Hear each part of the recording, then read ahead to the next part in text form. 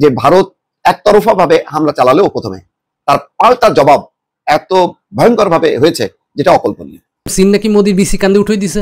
এখন ভারতের সামনে যে কি একটা দিন অপেক্ষা করতেছে, ভারতকে একেবারে পুরো এক ঘুরে করে রাখা হবে, কর্মের ফল অবশ্যই ভোগ করতেই হবে। আর দুই ফ্রন্ট থেকে চীন ও পাকিস্তানের এই যৌথ হামলা মোকাবেলার সামর্থ্য নেই ভারতের। এই ধরনের হামলা মোকাবেলার জন্য প্রস্তুত নয় ভারতীয় আর্মি। মাত্র 2 মিনিটে উড়ে যাবে ভারত। দেখেন মুসলমানরা কত ভয়ঙ্কর, মাত্র 2 মিনিটে উড়ে যেতে পারে। গ্রেটার বাংলাদেশ বানানোর ষড়যন্ত্র চলছে পশ্চিমবঙ্গকে। পশ্চিমবঙ্গের বেশ কয়েকটা জেলাকে বাংলাদেশের অন্তর্ভুক্ত করে নেওয়ার জন্য কাজ করে চলেছে একাধিক জঙ্গি সংগঠন। বাংলায় একটা কথা আছে, ইট মারলে পাটকেল খেতে হয়, তবে কার ইট কার পাটকেল সেটা নিয়ে প্রশ্ন। 5 মিনিটের মধ্যে ভারতকে পাল্টা জবাব দিয়েছেন পাকিস্তান। এটা যুদ্ধের ইতিহাসে বিরল বলে বর্ণনা করছে। এই রকম যুদ্ধের মধ্যে 5 মিনিটের মধ্যে এরকম তছনছ করে দিবে ভারতকে, এটা বিশ্বের এর আগে কোনো যুদ্ধে এরকম ঘটনা ঘটেছে বলে কারো জানা নাই। প্রায় 5 দশক পর, অর্থাৎ 50 বছর পর সেই দিন এসে গেছে, সেই ক্ষণ এসে গেছে। এবার শুধু খেলার পালা, খেলা হবে। 3 লক্ষ সৈন্যের একটা বিশাল রিজার্ভ তিনি করছেন। সেই ট্রেনিং করা সৈন্যগুলোর মধ্য থেকে 82,000 রিজার্ভ সেনা গাড়িতে আছে এই মুহূর্তে। মোদী সরকার এখন বিধ্বস্ত, ভারত বিপর্যস্ত এবং বিধ্বস্ত হতে বাকি। এবার ভারতকে বড় ধাক্কা দিতে চলেছে ইউনূস প্রশাসন, আর এই বিষয়টি নিয়ে নাকি ইতিমধ্যেই প্রশাসনিক স্তরে নির্দেশও দিয়ে দিয়েছেন ইউনূস। সে ভারত দিনের আলোতে সীমান্ত ছেড়ে পালিয়ে গেল। এবার দেখলাম আমাদের প্রিয় ভাইরা জবাব দিয়েছে দখলদার বাহিনীকে। সদ্য পাওয়া খবর হচ্ছে যে ভারতের বিপক্ষে আফগানরাও প্রস্তুত। দিল্লির আকাশে অন্ধকার। ডক্টর ইউনূসকে রাষ্ট্রপতি ও তারেক রহমানকে প্রধানমন্ত্রী করে জাতীয় সরকার গঠনের প্রস্তাব, আপনি কি একমত? দর্শক, মাত্র 5 মিনিটে ভারতের দফা রফা করে দিয়েছে পাকিস্তান এবং চীন। পাকিস্তানে যখন ভারত হামলা করে তখন কিন্তু একটি বিষয় আমরা বুঝতেই পারি যে পাকিস্তানের পাশে আসলে কারা রয়েছে এবং ভারতের পাশে আসলে কারা রয়েছে। দর্শক, ভারতের পাশে ইসরায়েল থাকলেও পাকিস্তানের পাশেও রয়েছে কিন্তু শক্তিশালী বেশ কিছু রাষ্ট্র। তবে এরই সাথে যুক্ত হয়েছে আফগানিস্তান। দর্শক, আমরা কিন্তু জানি পাকিস্তানের সাথে আফগানিস্তানের বিরোধ লেগে রয়েছে, কিন্তু অবশেষে আমরা যে তথ্যটি জানতে পেরেছি, পাকিস্তানের সাথে আফগানিস্তান ওতপ্রোতভাবে জড়িয়ে গেছে এবং ভারতের কিন্তু সামনে দুর্বিষহ সময় অপেক্ষা করছে। তো প্রিয় দর্শক, এই মুহূর্তে আসলে আপনারা কি মনে করছেন? পাকিস্তানকে কি আসলে বাংলাদেশের কোনো সাহায্য সহযোগিতা করা উচিত হবে কিনা? বাংলাদেশ যেহেতু ছোট্ট একটি রাষ্ট্র এবং 1971 সম্পর্কে আমাদের যে ধারণা এবং আমাদের যে অভিজ্ঞতাটি রয়েছে সেই বিষয়টি মাথায় রাখলে আসলেই পাকিস্তানকে সাহায্য করা উচিত হবে কিনা আপনারা আসলে কি মনে করছেন সেটি অবশ্যই কমেন্ট করে জানাবেন। এবং ভারত এবং পাকিস্তানের মধ্যে এই মুহূর্তে যেই বিরাজমান পরিস্থিতি রয়েছে সেটি সম্পর্কে কিন্তু জানতে পারবেন এবং এখানে বাংলাদেশ আসলে কিভাবে সাহায্য করতে পারে সেটিও কিন্তু জানতে পারবেন। দর্শক, এরই সাথে সাথে আমি ভিডিওর শুরুতে আপনাদের যে ভিডিওগুলোর অংশ বিশেষ দেখিয়ে শুরু করেছিলাম সেই ভিডিওগুলোর বিস্তারিত আলোচনা দেখাবো।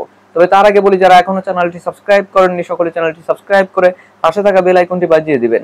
আর যারা ইতিমধ্যে সাবস্ক্রাইব করে রেখেছেন তাদের সকলকে অসংখ্য ধন্যবাদ। তো চলুন একটি লাইক দিয়ে আমরা ধারাবাহিকভাবে সবগুলো ভিডিওর বিস্তারিত আলোচনা দেখে আসি। পাকিস্তানের পক্ষ থেকে মাত্র 5 মিনিটের মাথায় পাল্টা আক্রমণে ভারত যে ক্ষয়ক্ষতির সম্মুখীন হয়েছে সেটার পরিসংখ্যান কিন্তু ভারতের পক্ষ থেকে লুকানোর চেষ্টা করেছেন। আমরা যদি একটু পরিসংখ্যান দেখে আন্তর্জাতিক মিডিয়ায় যেই সংবাদগুলো প্রকাশিত হয়েছে সেই সংবাদ অনুযায়ী আন্তর্জাতিক মিডিয়া বলছে ভারতের পক্ষ থেকে পাকিস্তানের 3টি জায়গায় 9টি পজিশনে আক্রমণ চালানো হয়েছে। পক্ষান্তরে পাকিস্তানের পক্ষ থেকে পাল্টা 5টি জায়গায় প্রায় 15টি লক্ষ্যবস্তুতে আক্রমণ করা হয়েছে। সেই আক্রমণে পাকিস্তান 15টি ব্যালিস্টিক ক্ষেপণাস্ত্র নিক্ষেপ করেছেন, পক্ষান্তরে ভারত মাত্র 9টি ক্ষেপণাস্ত্র নিক্ষেপ করেছেন পাকিস্তানে। অন্যদিকে যদি আমরা দেখি, একটি মসজিদ ধ্বংস করেছে ভারতের পক্ষ থেকে পাকিস্তানে। অন্যদিকে পাকিস্তান কি করেছেন, ভারতের একটি এয়ারবেস কিন্তু ধ্বংস করে দিয়েছেন।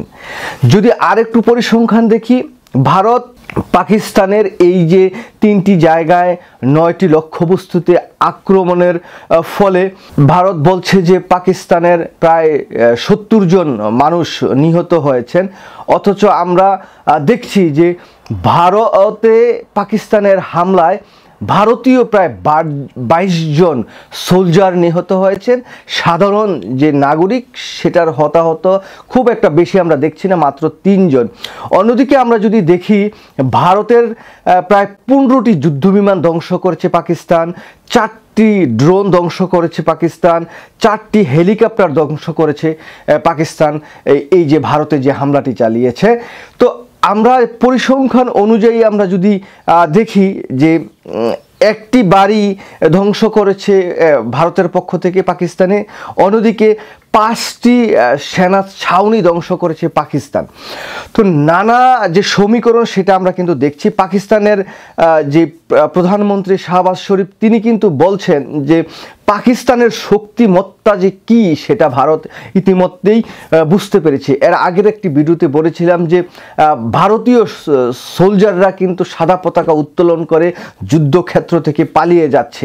এই যে অপারেশন সিন্দুর ভারতের পক্ষ থেকে চালানো হচ্ছে, সেই জায়গায় আমরা দেখছি যে ভারতীয় এই হিন্দুত্ববাদী রাষ্ট্র হিন্দু কোনো বড় অফিসারকে না রেখে একজন মুসলিম কর্নেল সুফিয়াকে সামনে এনে একটু গ্ল্যামার দেওয়ার চেষ্টা করছেন।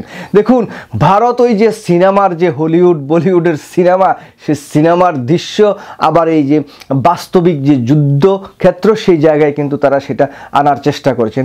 এই কর্নেল সুফিয়াকে সামনে এনে তারা একটু গ্ল্যামার দিয়ে যুদ্ধটাকে হয়তো বা অন্যরকম একটু দেখানোর চেষ্টা করেছেন, কিন্তু প্রকৃত যে সমীকরণ, প্রকৃত যে ক্ষয়ক্ষতির যে পরিসংখ্যান সেটা কিন্তু পাকিস্তানের থেকেও অনেক বেশি হচ্ছে ভারতের।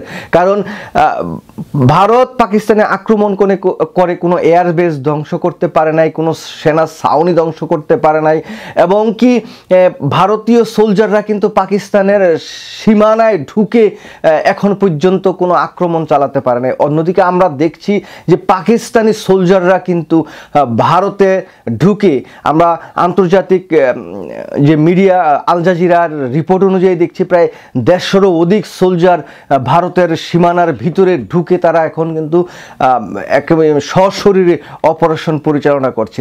ডক্টর মোহাম্মদ ইউনূস স্যার কিন্তু 1 সপ্তাহ আগে ইঙ্গিত দিছে যে আমরা যুদ্ধে জড়াবো না, কিন্তু আমাদেরকে সাবধান থাকতে হবে, যুদ্ধের প্রস্তুতি থাকতে হবে। আর গত 9 মাস যাবৎ কিন্তু একটা কথা বারবার বলে যাচ্ছিল যে আমরা যুদ্ধময় একটা পরিস্থিতির মধ্যে দিয়ে যাচ্ছি। দেখেন সত্যি সত্যি কিন্তু যুদ্ধ লেগে গেল। তার মানে কতটা দূরদর্শী চিন্তা ভাবনা, সব কিছু কিন্তু অঙ্ক, ওনার অঙ্কতে উনি বুঝা ফেলাইছিলেন ভারত পাকিস্তানের সাথে কি হইতে যাচ্ছে, যার জন্য 1 সপ্তাহ আগেই বলছে আমাদেরকে সাবধান থাকতে হবে। হ্যাঁ, আমাদেরকে অবশ্যই সাবধান থাকতে হবে, কারণ ভারতের কোনো বিশ্বাস নাই, যে কোনো সময় আক্রমণ করে বসতে পারে। কারণ ভারতের সাথে বাংলাদেশের সম্পর্ক ছিল আওয়ামী লীগের সাথে, এখন টোটাল আওয়ামী লীগ তো তার কোলের মধ্যেই। হ্যাঁ, এখানে আরেকটা ব্যাপার আছে কিন্তু, এই যে আওয়ামী লীগের যারা এখন ভারতে আছে তারা কিন্তু এখন যুদ্ধে যেতে পারে, পাকিস্তানের বিরুদ্ধে তারা লড়তে পারে, কারণ তারা তো সবসময় পাকিস্তানকে গালাগালি করতো। এখন সেই পাকিস্তানের সাথে ভারতের যুদ্ধ, আর তারা ভারতে বৈশা ভারতের অন্ন ধ্বংস করবে। হ্যাঁ, খালি খাইয়া যাবেন। এবার যান যুদ্ধের ময়দানে যান, আপনারা যারা ভারতে আছেন যান, একেবারে যে কাশ্মীরে হাজির হন, যুদ্ধের ড্রেস পরেন, কোনো ব্যাপার না। আর চালানো তো অভ্যাস আপনাদের আছে, এখানে তো হেলমেট পরে আপনারা চালাইছিলেনই, তাই না? ওই একই জিনিস এই 10 মিনিট লাগবে শিখা নিতে। হেলমেট লাগায়া যুদ্ধের ময়দানে চলে যান, যা উচিত এই মুহূর্তে। ফার্ম করতেছি না কিন্তু, সিরিয়াস। ওই হেলমেট বাহিনী যারা আছে এখন কলকাতায় বা সারা ইন্ডিয়াতে, এদের সবাইকে এখন ওই কাশ্মীরে যুদ্ধে পাঠানো উচিত, তাই না ভাই? আচ্ছা, একটা ব্যাপার খেয়াল করছেন আপনারা, বাংলাদেশের সবাই এই যুদ্ধটাকে বুঝছেন খুব খুশি মনে নিছে, সবাই আলহামদুলিল্লাহ লিখতেছে। মানে সবাই চাচ্ছে, 90% লোক চাচ্ছে পাকিস্তান ঝাঁপায় পড়ুক ভারতের উপর। কারণ কি, এই ভারত তো আমাদেরকে স্বাধীনতার সময় অনেক সহযোগিতা করছে, আমাদের পাশে ছিল। আমরা তারা মিলে 71-এ পাকিস্তানের সাথে যুদ্ধ করছিলাম। আজকে পাকিস্তানের সাথে তারা যুদ্ধ করছে, আমরা তাদের পাশে নাই কেন? না থাকার কারণ ওই যে একজন শেখ হাসিনা। হ্যাঁ, আচ্ছা, শেখ হাসিনা যদি আজকে বাংলাদেশে থাকতো তাহলে আমরা কি আজকে এই ধরনের কথা বলতে পারতাম? এই যে আমি মোদিজির বিরুদ্ধে কথা বলতেছি, আজকে রাত্রের মধ্যেই তো গায়েব হয়ে যেতাম। আমাদের চ্যানেলগুলা যেভাবে হেডলাইন দিতেছে, সবাই কিন্তু খুশি, যেভাবে লেখা যাইতেছে। লিখতে পারতো ভাই? পারতো না, কেউ পারতো না, আমিও কথা বলতাম না, আপনারাও কোনো কমেন্ট করতে পারতেন না। পাকিস্তানের পক্ষে কথা বললে শেখ হাসিনা যদি থাকতো ভাই খায়া দিত না, একেবারে 1 রাত্রের মধ্যেই কিন্তু হজম করে দিত। হায় হায়, কি দুর্ভাগা দেশে বসবাস করতাম, কথা বলার কোনো স্বাধীনতা ছিল না। আজকে দেখেন প্রাণ খুইলা যার যাকে ভালো লাগতেছে তাকেই সাপোর্ট করতেছে। হ্যাঁ, বাংলাদেশের মানুষ এখন পাকিস্তানকে মনে প্রাণে সাপোর্ট করতেছে। এদিকে আবার চিকেন লেগের পাশে ভারতের বিমান আকাশে উঠতেছে, যুদ্ধের মহড়া দিতেছে, আমাদেরকে ভয় দেখাইতেছে। কিন্তু আমরা কি ভয় পাই? না ভাই, আমরাও ভয় পাই না, পাকিস্তানিরাও ভয় পায় না। কারণ কি জানেন? এরা মরার জন্য যুদ্ধ করে। তো আপনারা তো মরার জন্য যুদ্ধ করেন না, এরা মরার জন্য যুদ্ধ করে, এরা শহীদ হইতে চায়। খেয়াল করছেন পাকিস্তানের সেনাপ্রধান কোথায় দাঁড়ায় ভাষণ দিছে? ট্যাঙ্কের উপরে দাঁড়ায় ভাষণ দিতেছে। আর উনাদের সেনাপ্রধান ভাষণ দিতেছে এসিতে বৈশা, এসিতে বৈশা কথা বলে। আর ওরা যুদ্ধের ময়দানে একেবারেই রেডি ভাই, পুরোপুরি রেডি। যে ডোনাল্ড ট্রাম্পের আশায় শেখ হাসিনা আমাদেরকে কিছুদিন ভয় দেখাইছে, খেয়াল আছে? ওই যে মিছিলে তার ছবি পড়াইতে হবে, হামলা করতে হবে, ভিডিও করতে হবে। মোদিজিরও অনেক আশা ভরসা এই ডোনাল্ড ট্রাম্পকে নিয়ে, ওনার বন্ধু, জিগরি বন্ধু। কিন্তু বন্ধু বলছে এটা লজ্জাজনক, লজ্জাজনক। কিন্তু এটা মুখের কথা হইতে পারে, আবার এটা মাথায় রাখেন, ভিতরে ভিতরে ওই যে মরণাস্ত্র বিক্রি ধান্দা হইতে পারে। আমেরিকা থেকে যদি এখন মোদিজি কিছু কেনাকাটা করে, আমেরিকা থেকে যদি এখন মোদিজি কিছু ড্রোন, কিছু ট্যাঙ্ক, কিছু যুদ্ধ বিমান ক্রয় করে, হ্যাঁ, কিনলেই কিন্তু আবার সম্পর্ক ভালো হয়ে যেতে পারে। ওই যে বললাম না, যারা মরণাস্ত্র তৈরি করে তারা তো বিক্রির ধান্দাই থাকবে। ইসরায়েল, আমেরিকা, ফ্রান্স যেই হেল্প করুক না কেন, কিন্তু পাকিস্তান সরাসরি সাপোর্ট পাইতেছে চীন আর তুরস্ক থেকে। শুধু টাকা পয়সা দিয়ে না ভাই, যুদ্ধের যা যা লাগে তুরস্ক থেকে সবকিছু পাঠিয়ে দিবে। আরো অনেক দেশ আছে ভিতরে ভিতরে পাকিস্তানকে সাপোর্ট করার। এই যুদ্ধটা কি খুব তাড়াতাড়ি থামা যাবে? না, তাড়াতাড়ি থামবে না, এই যুদ্ধটা চলবে, আর লম্বা হবে, চলা উচিত, একটা ফয়সালা হওয়া উচিত। পাকিস্তান বড় না ভারত বড়, কারণ এই দুই দেশ বুঝছেন যুগের পর যুগ না ভাই, শত বছর যাবৎ শুধু ঝগড়া বিবাদ করে, শুধু ঝগড়া বিবাদ করে। এবার একটা ফয়সালা হওয়া উচিত।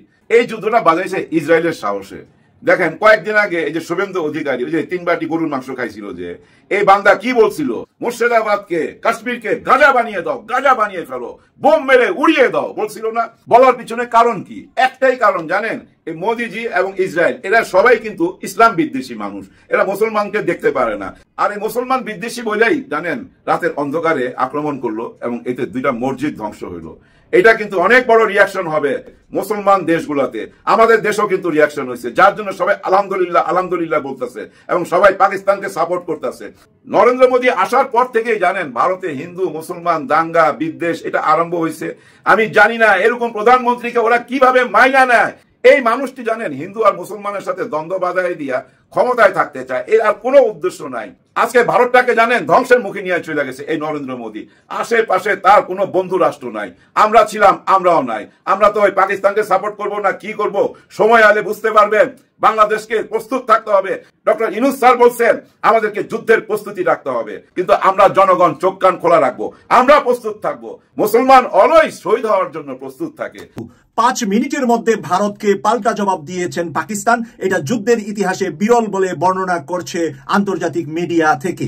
এই রকম যুদ্ধের মধ্যে 5 মিনিটের মধ্যে এরকম তছনছ করে দিবে ভারতকে, এটা বিশ্বের এর আগে কোনো যুদ্ধে এরকম ঘটনা ঘটেছে বলে কারো জানা নাই। প্রিয় দর্শক, আমরা চলে যাচ্ছি আজকের একটি নিউজে, যেখানে পাকিস্তানে যে প্রস্তুতি নিয়েছে ভারতের উপর হামলা করার জন্য, তাদের সেনাবাহিনী, নৌবাহিনী, বিমান বাহিনীকে তাদেরকে অর্ডার করা হয়েছে এবং অনুমোদন দেওয়া হয়েছে ভারতের উপরে ক্রমান্বয়ে যুদ্ধ চালিয়ে যাওয়ার জন্য। আমরা এই নিউজটার মধ্যে এখন দেখতে পাচ্ছি ভারতের বিমান হামলার জবাব দিতে পাকিস্তানের সশস্ত্র বাহিনীকে অনুমোদন দেওয়া হয়েছে। বুধবার 7 মে পাকিস্তানের প্রধানমন্ত্রী শেহবাজ শরীফের নেতৃত্বে জাতীয় নিরাপত্তা কমিটির বৈঠকে এই সিদ্ধান্ত হয়। এই সিদ্ধান্তটি হলো এখন ভারতকে আক্রমণ করার জন্য প্রধানমন্ত্রী শেহবাজ শরীফ ওখানের প্রত্যেকটা প্রতিরক্ষা বাহিনীর সদস্যদের, শীর্ষ স্থানীয় যারা কমান্ডো আছে তাদেরকে ডেকে এই অর্ডার, উনি এই অনুমোদন দিয়ে দিয়েছেন। বৈঠক শেষে ইসলামাবাদ জানিয়েছে পাকিস্তানের সশস্ত্র বাহিনীকে এই বিষয়ে সংশ্লিষ্ট পদক্ষেপ গ্রহণের জন্য যথার্থভাবে অনুমোদিত করা হয়েছে। তাদেরকে অনুমোদিত করা হয়েছে এটার পাল্টা কঠিন জবাবে তারা যেন যুদ্ধ চালিয়ে যান। জিও টিভির প্রতিবেদন অনুসারে জাতীয় নিরাপত্তা কমিটির বৈঠকে পাকিস্তান ভারতের হামলার অপ্রীতিকর যুদ্ধের কর্মকাণ্ড এবং সার্বভৌমত্ব প্রকাশ্য লঙ্ঘন হিসাবে বর্ণনা করা হয়েছে। পাঞ্জাব ও আজাদ কাশ্মীর জুড়ে নয়াদিল্লির ক্ষেপণাস্ত্র বিমান ও ড্রোন হামলার তীব্র নিন্দা জানিয়ে কমিটি বলেছেন, জাতিসংঘ সনদের 51 অনুচ্ছেদের অধীনে পাকিস্তান প্রতিক্রিয়া জানানোর অধিকার সংরক্ষণ করে। এটা মানে জাতিসংঘের সনদের 51 অনুচ্ছেদ অনুপাতে কেউ যদি আমার উপর আঘাত করে তাহলে আমি পাল্টা আঘাত করার অনুমোদন জাতিসংঘ দিয়ে রেখেছে। আর সেই অনুমোদনটাই তারা বাস্তবায়ন করেছে 5 মিনিটের মাথায়, যেটা কখনো ভারত কল্পনা করে নাই এবং বিশ্বব্যাপী কোনো বিশ্ব নেতারা কল্পনা করে নাই এত তাড়াতাড়ি যুদ্ধের কিভাবে জবাব দেওয়া হয়।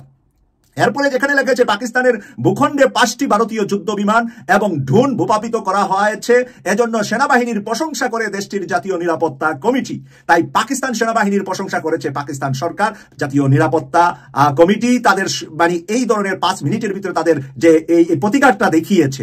এখানে আরো লেগেছে ইসলামাবাদের সামরিক মুখপাত্র লেফটেন্যান্ট জেনারেল আহমেদ শরীফ চৌধুরী বলেন আক্রমণকারী 5টি ভারতীয় বিমান এবং একটি যুদ্ধ ড্রোন গুলি করে ভূপাতিত করা হয়, যার মধ্যে 3টি রাফাল ফ্রান্সের রাফাল, যেই রাফাল দিয়ে সারা পৃথিবীকে মানে এতদিন পর্যন্ত দমিয়ে রাখা হয়েছিল সেই রাফালকে ভূপাতিত করেছে পাকিস্তান। এখন রাফালকে কিভাবে ভূপাতিত করলো, কোন অস্ত্র দিয়ে ভূপাতিত করলো তা জানা গিয়েছে যে চায়না থেকে আগত নতুন অস্ত্রে এই রাফালকে ভূপাতিত করেছে এবং চায়নার এই আক্রমণাত্মক এই অস্ত্রের কারণে আজকে বিশ্বব্যাপী চায়নার অস্ত্রের ভয় ঢুকেছে সারা বিশ্ব নেতাদের মাঝে। সাথে সাথে রাফাল বিমানের শেয়ার মার্কেটে ধস নেমেছে।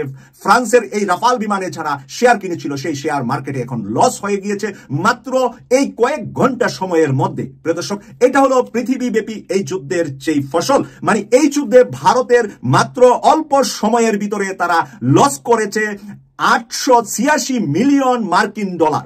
886 মিলিয়ন মার্কিন ডলারের ক্ষতি হয়েছে ভারতের মাত্র কয়েক ঘন্টা সময়। এখন যুদ্ধ যদি কয়েক মাস চলে আর ভারত তাহলে কি হারাবে, কত পরিমাণ হারাবে, এতে হয়তো পাকিস্তানও কিছু হারাবে, কিন্তু যে পরিমাণে দেখা যাচ্ছে ভারতের পরাজয়, সেই পরাজয় দেখে বিশ্ব এখন হতভম্ব।